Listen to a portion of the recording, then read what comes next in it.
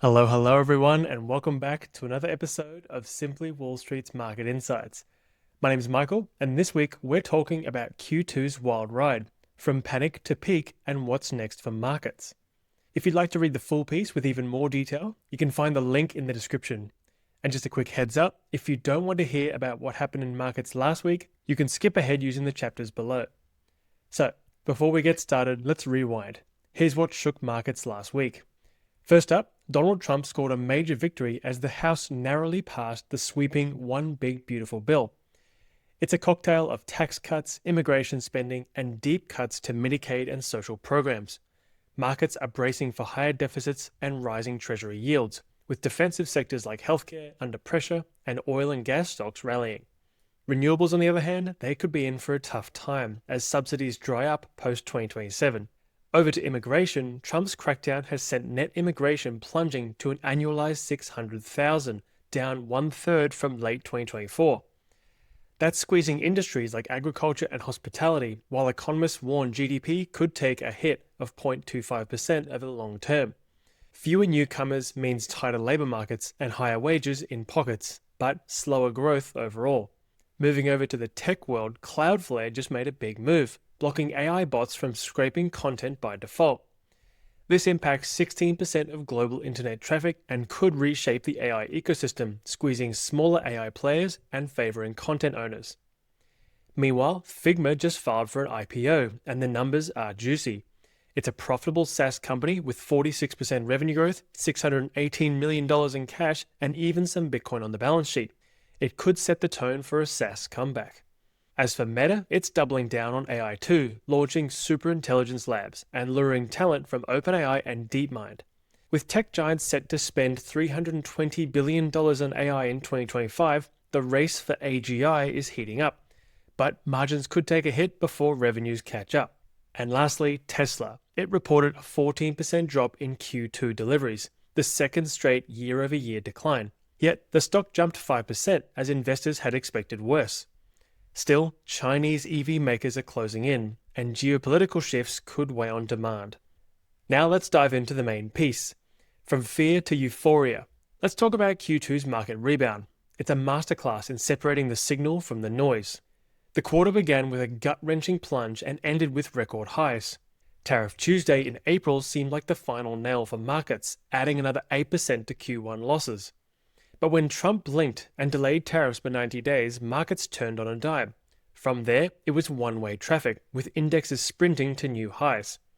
This wasn't just a relief rally. Investors looked beyond the usual suspects, with earnings season, a weaker US dollar, and a resurgence in IPOs all fueling their optimistic momentum. US tech stocks maintained their earnings momentum despite concerns over the AI trade. Big tech investments in AI infrastructure are still paying off, with demand holding steady. The weaker dollar, meanwhile, gave US multinationals a nice tailwind. As for the IPO market, well, it's back from the dead.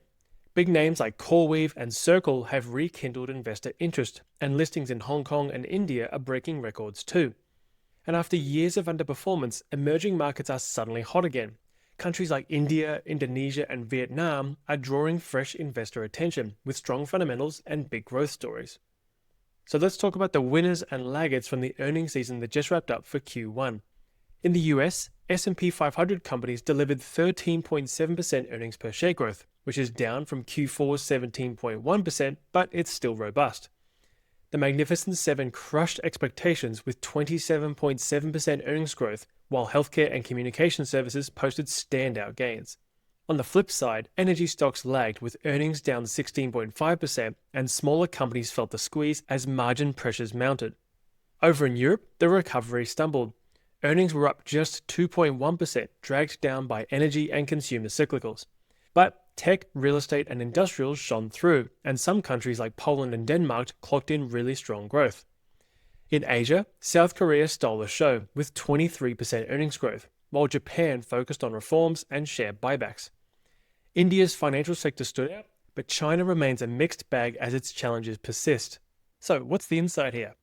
Narratives and valuations will help you filter out the noise.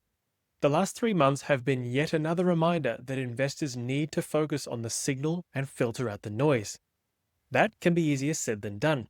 but having a framework to assess investments makes it a lot easier. Remember, the noise largely consists of short-term price movements, the media, and political rhetoric, whereas the signal comes from understanding a company's strengths and weaknesses, competitive position, and what it's realistically worth. Companies are considering a much longer time horizon than the media and politicians. There will always be demand for the products sold by companies with strong management, intellectual property, and a competitive edge. If you do the work to create an investment narrative and calculate what you believe a company is worth, you'll have an anchor independent of the day-to-day price swings from a company's share price.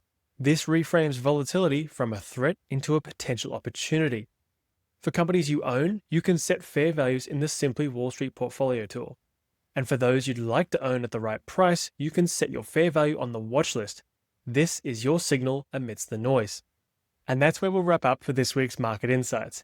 If you'd like to dive deeper, you'll find the full article linked in the description. Thank you so much for tuning in to our Market Insights.